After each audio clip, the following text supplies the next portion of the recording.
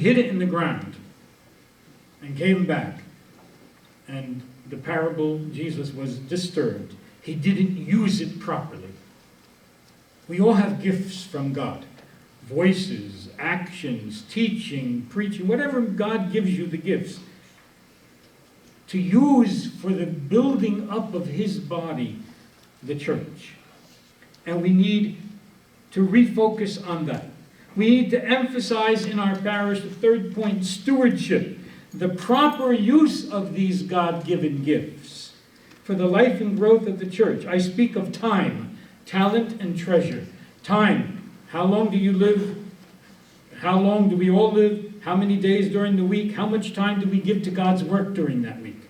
Our talent. How many of my good gifts can I use for the building up of the body of Christ? And my treasure, do I properly give back to God what God gives to me? If I throw a dollar bill and you're saying, God, you are cheap. He gives us much more than that. And we have to give back to him in the abundance that he gives to us. 4, we need to refocus on religious education, particularly on the adult level, which we have not done enough of. Thank God we've done a lot, but we haven't done enough there. In this area, our church is almost sterile, because I really go from parish to parish. You heard Amanda saying where I'm going to next. My parish covers the United States, 45 communities. When I took my car for servicing, the first service a year ago, I just took it a year later, and right now I have 7,000 miles on my car. So the man looked at me, and he said, this is a 2-year-old car, only 7,000 miles? I said, would you like to know how many miles I have in the air? And I explained to him. He said, oh, I understand. I'm in the airplane all the time, or on a train, or whatever the easiest way to get to place, to visit my parishes and to see them. I spent, for the last couple of years, I'm smart, my winter in California, to get away from Boston. I have 14 communities on the West Coast. So rather than fly back and forth, I go out there, sit in my second cathedral, and long weekend, Thursday to Monday or Tuesday in a parish. The other day is working at my desk in the cathedral rectory. So our people are scattered, but wherever I'm going, I'm finding out that the majority of our people are not catechized. They'll come to church, some of them, but they're not catechized. Part of our own faults. We need to emphasize spiritual leadership, point 5. Our churches are not businesses like IBM or General Motors. Our churches are houses of God. The church is not mine, it's God's house. It's God's house. And we need to run it in a business-like manner, but never become businesses. We cannot set prices for sacraments. We cannot do any of these things. It's our work. It's building the house of God. How can we expect the laity to lead if we don't give them formation programs? The language is very important, thank God. Most of us are doing that today. The ancient languages of our mother churches can remain there where they are because they understand them.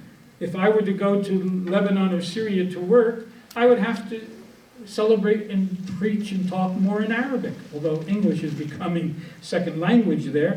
But it's just a normal thing. Here in this country, the same thing. Even with the newcomers, many of our new families that are coming now are all bred in 2 languages out there. That was very big in the days, French or English, and now English is the one.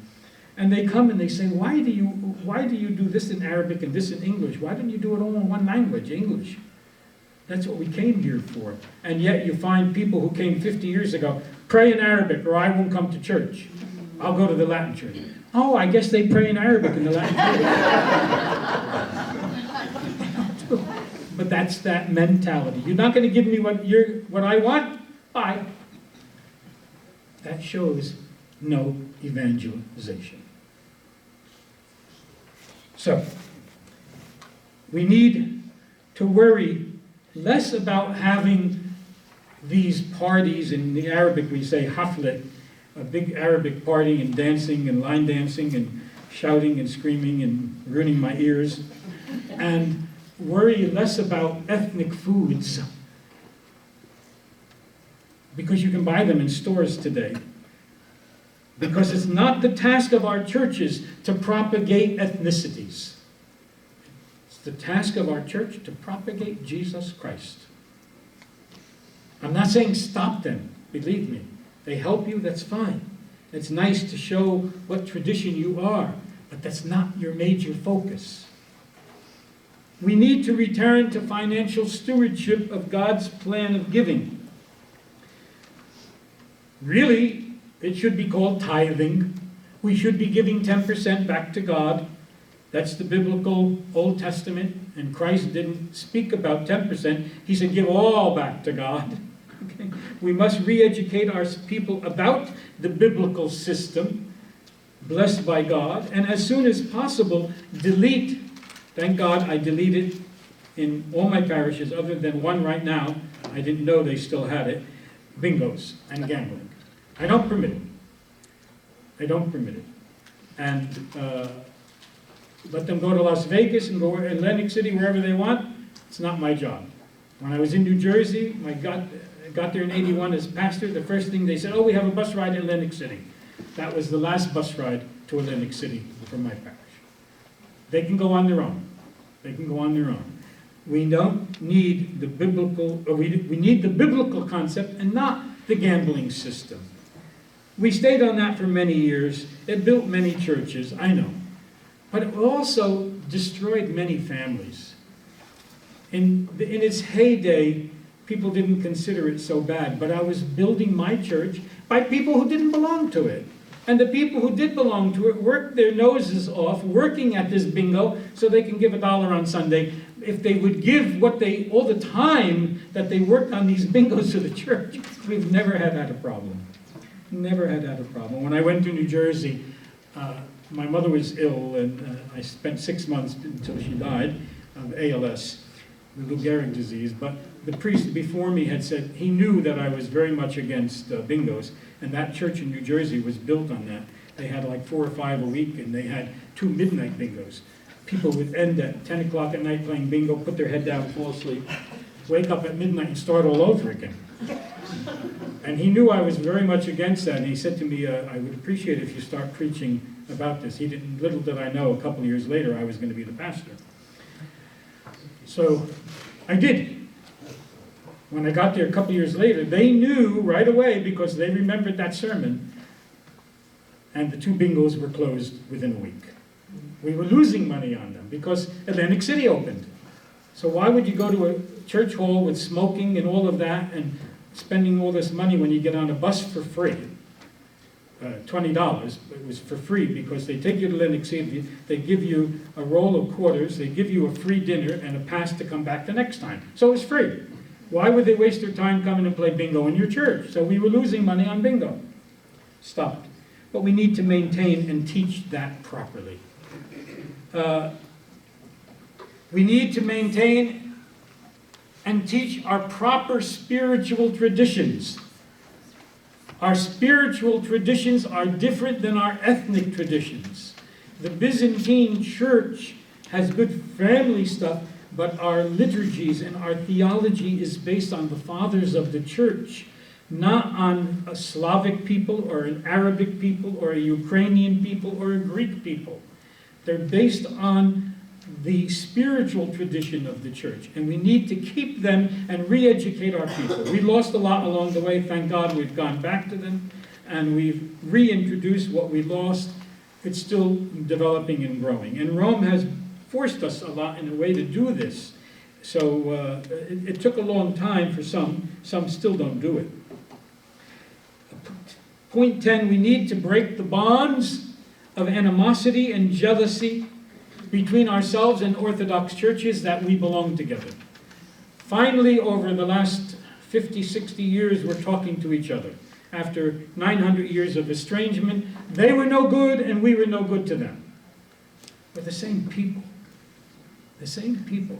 And rigidity developed in our thinking and their thinking. Thank God I'm on the Catholic Orthodox dialogue of bishops. And we've made great strides. Will there ever be a communion? I don't know. I don't really know. In my time, I don't think so, but you never know. God could bring us all together and show us the minimalism of our thinking. You could have a variety of thinking in the same church and still live and work together. And the last several popes have spoken about this. We need, and we've already done that, this was written a number of years ago. Parts of this were written a number of years ago. At that point, we weren't ordaining married men. Now we are, so I don't really have to emphasize it. But a genuine vocation to priesthood. When this subject came up numerous times and I would ask about it, I said to the people who asked me, I said, the bishops of the church and we priests who keep talking celibacy only are in big trouble. They said, what do you mean?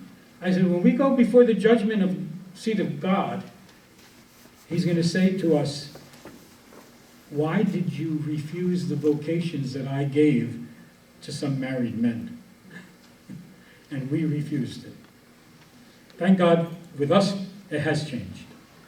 And we now are able to ordain properly educated married men who show pastoral techniques and whatever it is, with the right degrees and everything else. And God calls them also. We need to refocus on that.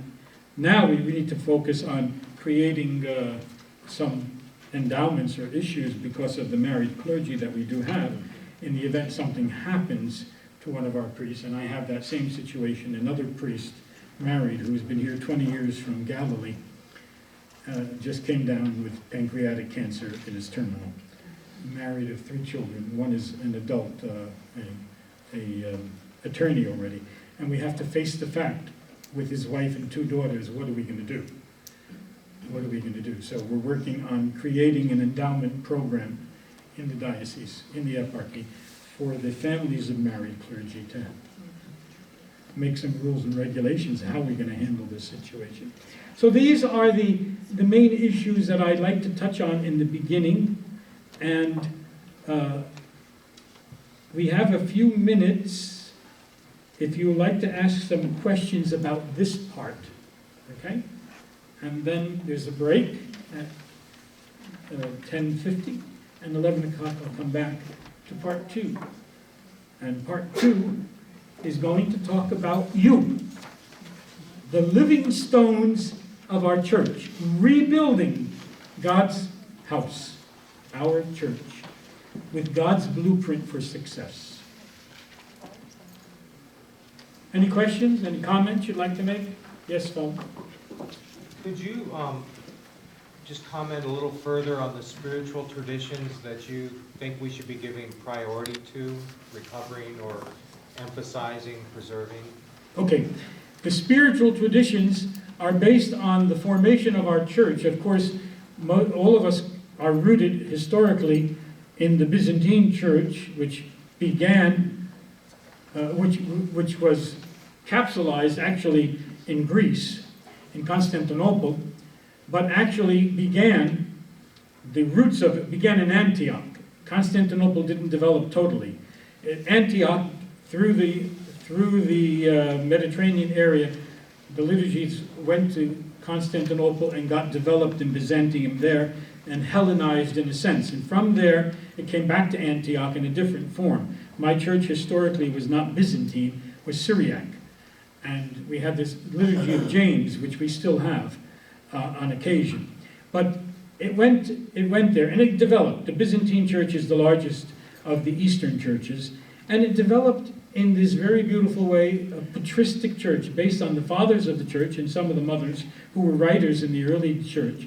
And our customs and traditions developed a lot different in a less legal way than the Roman tradition developed. Okay, in the Roman tradition, around the year 1000, much more legalism came in, but in the East we developed certainly a lot differently. So we maintained along the way the initial mysteries of the church, baptism, chrismation, and Eucharist, as given any time. For many years we followed what the Latins did here in this country, and sometimes even in the Middle East, our churches too, followed 7 years of age for communion. You have to go back and be who you are. This is our tradition. Why was it so good? And why did it become bad? It didn't become bad. It became lack of understanding because of the presence of the Latin churches in those areas who didn't do it. And now their liturgical theologians are talking about eventually the ideal in the Roman Catholic Church is to go back to giving chrismation and Eucharist at baptism, at whatever age. You don't, when people say, oh, they don't know what they're doing. Yeah, but they didn't know what they're doing when they got baptized either. And baptism requires faith. The family made the faith commitment and will raise them in it. And I use a very simple analogy with people when they would argue with me about when we started going back to this in 1970 to giving Eucharist. We always did chrismation, but Eucharist in our churches, in my own parish, and I've explained to them, I said, it's a spiritual food, is it not? Yes. I said, then why do you refuse your child from receiving it to grow? I said, the child is born. Does that child know the breast of the mother or the bottle you're going to give it is going to make them grow? No. So you don't say, hey kid, you don't know what this is, so you can't have any. No.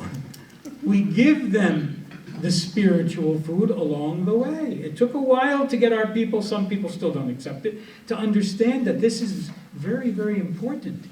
I've noticed that where the proper education in the family is doing this, it's stronger than waiting to the age of 7 and starting all over. I remember we used to hear from, God bless the sisters in those days, the Latin church we went to, the school we went to, we didn't have our own. Oh, the First Communion Day is going to be the holiest day of your life. I beg to differ, sister. It was the worst day of my life. Why?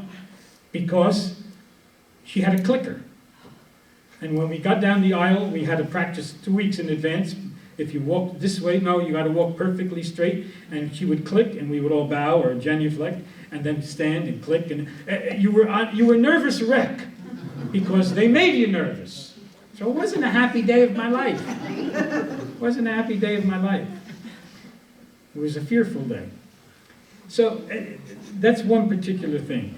The traditions that we have of marriage and the whole sanctity of marriage based on the Eastern traditions are so much more important to focus on.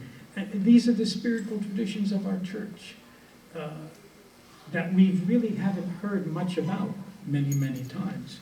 About going back to that communion thing, I have a cute little one, a kid in Michigan, little Joey. He was this big. I think he was 3. And when they went on vacation, the father came back, and I've always told families, if you're going on vacation and your children are receiving the Eucharist, go to the church a little early and talk to the priest and let him know. Technically, they cannot refuse to give that child communion, technically. But at least talk to him, and if the priest is afraid of other people, bring him at the end of the liturgy. So little Joey, the father and the son were away, and they were at a Latin church, and came time for communion. The father told the son to sit there and wait, but the son followed him up. He knew it was time for communion. So he got there, and he opens his mouth, and the priest refused him. And the kid started to shout and scream, and the father picked him up. He was making a scene in the church, and the kid turned around, shouting in this church, Abuna. Abuna is the way we address a priest, means our father, Abuna. But the little kids can't say Abuna completely. He used to say Buna. So he's pointing to the priest, and he's going, Buna, bad Buna, bad Buna. No Jesus, no Jesus. Did that kid understand what he was receiving? Yes, it was Jesus. Call it Jesus bread, whatever. It was Jesus. Isn't that enough? Yeah. Do you understand transformation of the bread and wine into the body and blood of Christ? Do you understand it? in a legal way? No. You look at it, it still looks like bread and wine. But we know it's Jesus. So did he. So did he. So when you begin young with them and they teach them, they know it. We had another little one, Joey, another Joey in New Jersey. He's now married and still an altar server. He's about 35, 40 years old, I don't know. And he was a cut-up as a kid, a real cut-up. And his mother used to sit in the back of the church because he would act up. Bernie, bring him to the front. No, he's embarrassing me, he acts up. I said, he can't see anything. What's the matter with you? Adults are walls. When I went back to my elementary school to visit it years later, I thought, oh my God, they shrunk the building. I was a kid, so the building looked big, the desks, everything was big. That kid only saw walls of people. So of course he's going to cut up. I said, bring him to the front where he sees the altar, where he sees the icons, where he sees the deacon going in and out. Please, after 1 week, you'll have no trouble. So she did. The second week, the deacon is incensing, and I'm facing the people at that point. And at the beginning of the liturgy, and Joey was looking and watching. Okay. They went home. They were going shopping. He says to his parents, long tie, long tie. They used to put a bow tie on little kids. Long tie like Daddy. Long tie? Yeah, I want a long tie. So they bought him a long tie. Saturday he woke up. Jesus Day? No, tomorrow. Okay. Sunday he woke up. Jesus Day? Yes. Long tie. They didn't know what was going on. They put the long tie on him. Came to church, sitting in the first row. The deacon goes out and is incensing. Joey has the long tie on him, and Joey starts going like this to the deacon. What was he doing? He was worshiping. Yeah. He was worshiping in a child way. He recognized, children don't see everything all at one time. He recognized something else. When the deacon's incensing, there's noise. Bells on the censer. And on the bishop's vestment sometimes too. He's the shepherd. Santa Claus has bells. Came from the shepherd's bell. Anyway, now he wanted Daddy's keys. I don't have my keys. He wanted Daddy's keys. So when the deacon came out, he starts shaking Daddy's keys because they make noise. He was worshiping. When we involved them right from the beginning, that family became catechized through Joey. And every Sunday when they went home, they would talk about the gospel. And when he started the Sunday school program, he brought his book home from that young age. So it's up to us. So these traditions belong to our church, and they're ours. We adopted a lot of Latin ones along the way, and weren't the worst thing in the world. But we have our own, and we should propagate them properly, and live them properly. Archbishop Tawil, the second bishop of my diocese, who actually ordained me priest, deacon, priest, and bishop, because the patriarch couldn't come for the war in Lebanon was raging for my ordination as bishop. And he wrote his first pastoral after being in this country less than a year, called The Courage to Be Ourself. And he spoke about a ghetto, that we lived in a ghetto, and we developed, and he spoke that there's no such thing as a minority understanding. We were small, so we considered ourselves minority, so we have to follow the big. No. We follow who we are and what we are, whether they don't like it or not. But here's what we are, the courage to be ourselves. That letter is still very, very active in the diocese, and being quoted very, very many times. So there are traditions that fell into disuse that we need to revive and bring back. I think most of our churches have done that along the way. And there's nothing wrong with the rosary. We're not saying don't do it, but it should never have been a public devotion. It was always a private thing, and if somebody wants to pray it, pray it. But we do have, it's only a prayer counter. Historically, the Marian rosary was not anything related to Mary. It was praying 150 psalms. And when they couldn't remember the psalms anymore, they used to know them by heart. It became a Marian devotion. It's very beautiful for those that want to pray it, and we're never going to stop anyone. But we do have our own traditions. We have the Jesus prayer. Rosary beads or knots are only prayer counters. It's not just something Catholic. The Muslims have prayer counters. You see a lot of Arab men playing with these beads.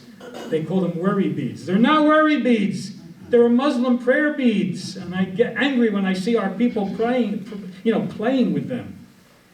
There's 99 beads, and just like the Marian calendar was 100, they make the small one 30. The original rosary was a full 100, whatever. They make it 30, whatever it is, or they shorten it 3 times or whatever. The same thing. The Muslims on each bead say a name of God. God has many attributes and stuff. So he's the merciful, the loving, the loyal, and they pray on them. Then it became a worry bead situation. The Hindus have beads like that, and they pray on them. So it was just a prayer counter. It was not necessary. So those are fine too, if somebody wants to do them. I think we're ready to take a break. Don't you? I am, because I had a drink of water I need. See you in a little bit.